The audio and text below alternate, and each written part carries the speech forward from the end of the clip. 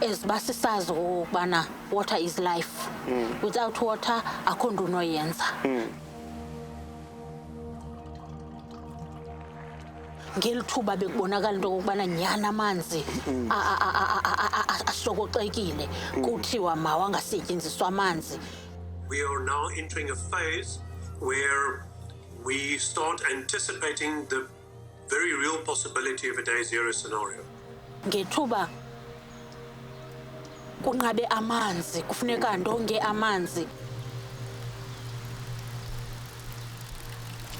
Ibilixhala kubantu bethu abadala abahlala ezihome.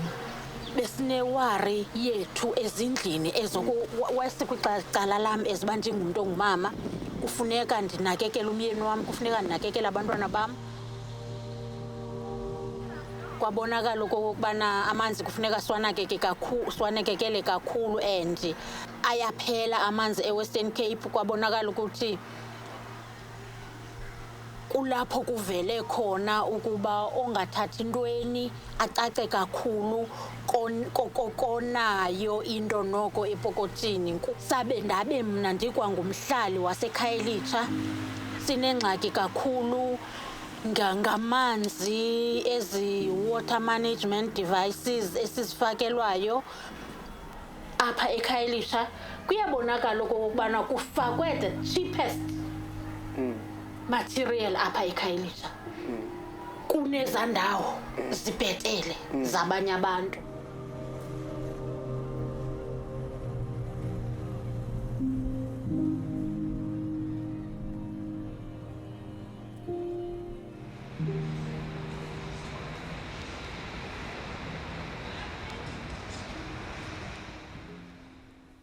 We have to accept that the climate is changing, and therefore we need to adapt to those changes. So we talk about adapting to climate change as reducing the impacts of climate change.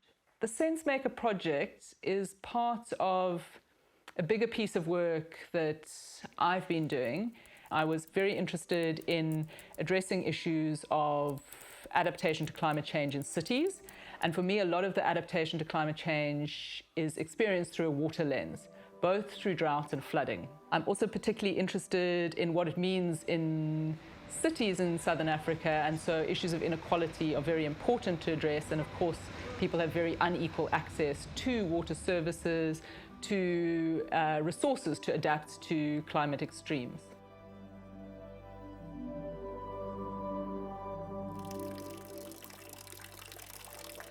I got involved in this project because I was interested in the water crisis in Cape Town. It was a very unique situation in the level of attention that it got. Other cities before have faced water scarcity, but the attention and the kind of collective panic that was going on was really interesting because it pushes people to change behavior, and it pushes people to rethink how they view water and how they view a natural resource that they depend on. And as much as that big narrative of the day zero of the water crisis was interesting, I also knew from before getting here that there's a broader story to be told as well, where not everyone is facing the same type of crisis. So one of the important principles for me when thinking about resilience of cities to climate and water stress is the importance of bringing in multiple voices and understanding the different perspectives and stories of how we might try and respond to the challenges. And so it was a good time then to bring in community voices and perspectives. And so I'd been working with EMG, the Environmental Monitoring Group, as an NGO for a while, and they were working closely with the Western Cape Water Caucus. And so that work then led into the SenseMaker, where we worked more specifically on collecting these stories. The Environmental Monitoring Group, which is based in Cape Town, really its projects are to facilitate a respectful relationship between people themselves and the environment. We also believe that power needs to be questioned and distracted so that it responds fairly, not speaking on behalf of communities, but creating spaces where those in power come to communities and the conversation happen. We believe with that, then some respect and mutual understanding is possible.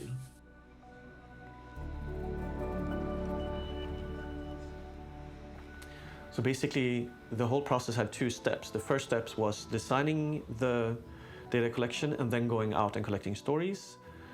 And then the second half of the project was the second workshop, analyzing the data and synthesizing the insights, and then going out and also then sharing the insights and feeding back stories to the communities where we had studied. But also using the findings from this project to start a dialogue between the Water Caucus and the City of Cape Town. We wanted to work with the Water Caucus in deciding what type of questions are we going to ask.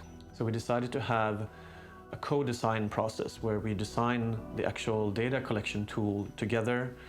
We agreed that it would be better for the Water Caucus members to be the ones collecting the stories. But I think that phase was really critical, and it's part of what we then in hindsight see as an empowering outcome of the project, that you gain that confidence. It's not just the technical knowledge or the specific skills on how you ask questions, but it's just like knowing that I can claim this identity as a researcher now. I can step into that role.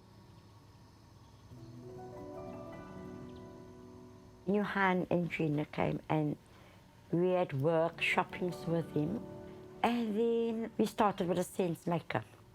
They educate us around that, and we had classes at Stellenbosch University.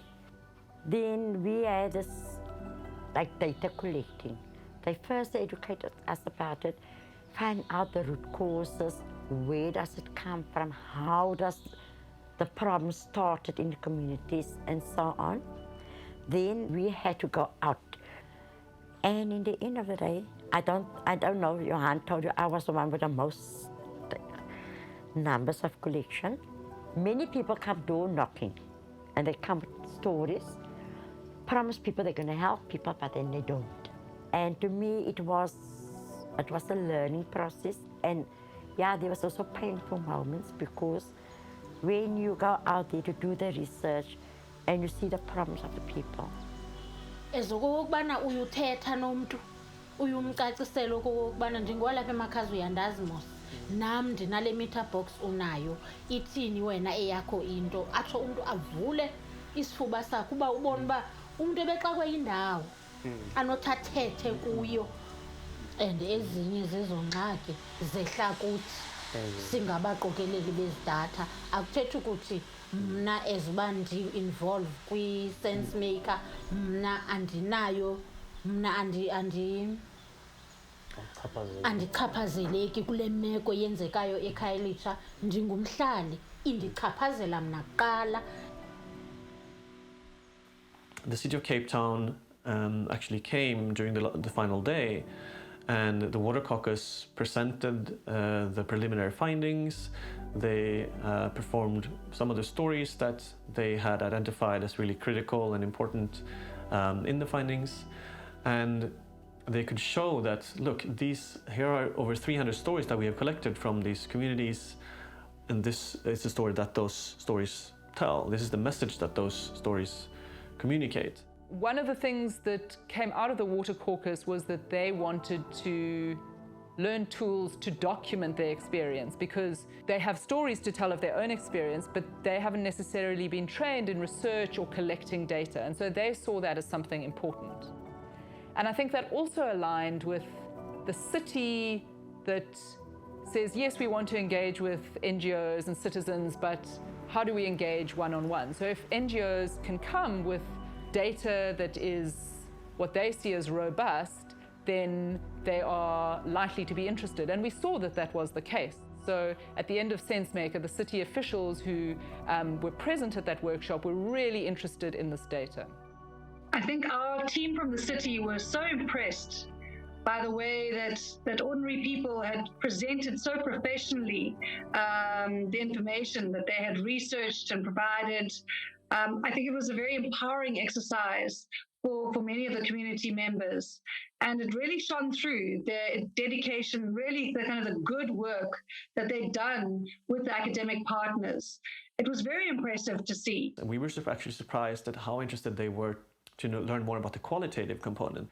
It really showed that they saw the value in having narratives that tied together the different aspects of a problem. And the type of information that the City of Cape Town normally collects through their customer satisfaction surveys doesn't really capture that. It's more of a tick the box or yes and no questions, and you don't really have a chance for the city to capture these richer narratives. And what the findings also did was that it really created a platform for the city and the community organization to have a dialogue. And both the Water Caucus and the city representatives talked afterwards about how unusual it was for them to have such a productive discussion. And usually it doesn't really go anywhere, it's very confrontational, and everyone is trying to just communicate their message. But here was almost like a neutral artifact. It was a set of results and findings that both sides could discuss, and no one really disagreed with them. Everyone knows that these problems exist.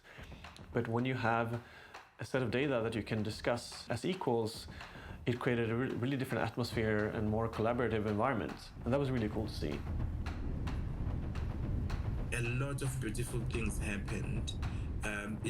We see empowered citizens here having been able to produce data scientifically in partnership with credible institutions, and then presenting that data to city officials that would normally not listen to them, you see.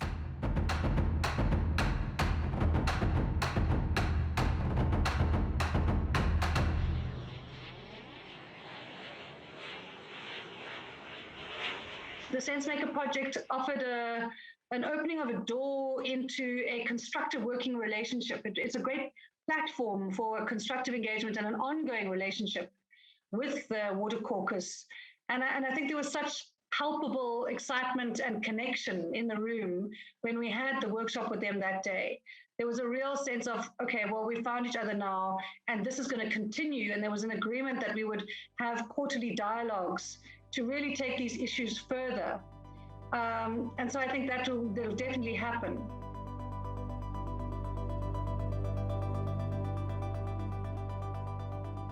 Part of the reason why we're doing this research is to understand better how we can adapt to climate change. And we're arguing that you don't want incremental adaptation, which is basically you tweaking the existing system to make sure that you can cope with the new conditions that climate is imposing on you. We are arguing that you want transformative adaptation that also addresses the underlying social inequalities that are creating these problems as much as climate change is.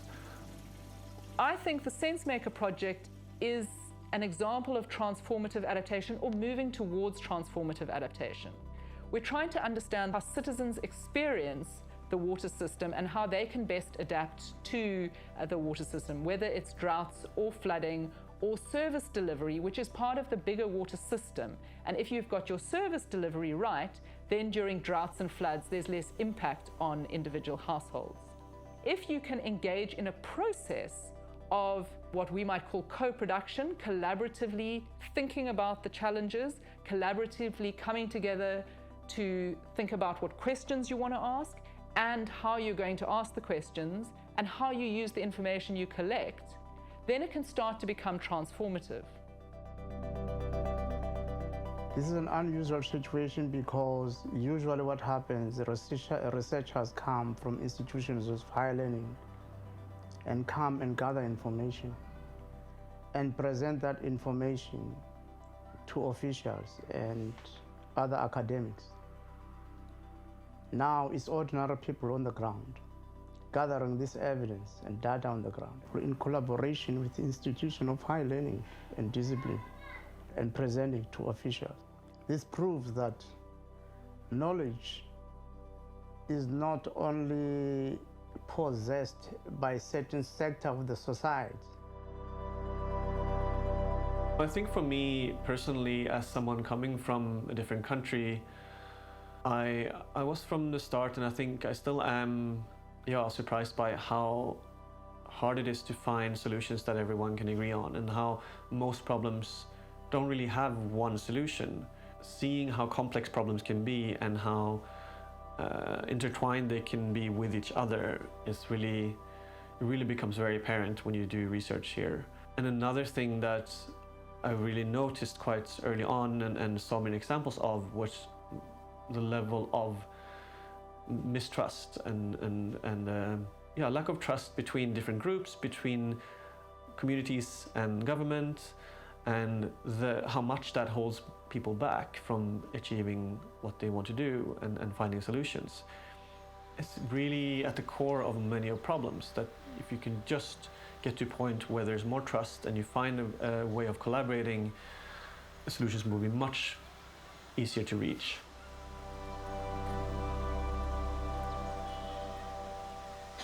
It was not Stellenbosch or UCT sharing its findings with the officials.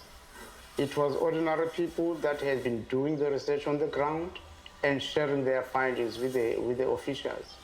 Officials begin to realize that people can be able to do this, and then they are presenting something with facts, tested data on the ground. They are presenting to us. Therefore, I think their perception about community, I think it has changed.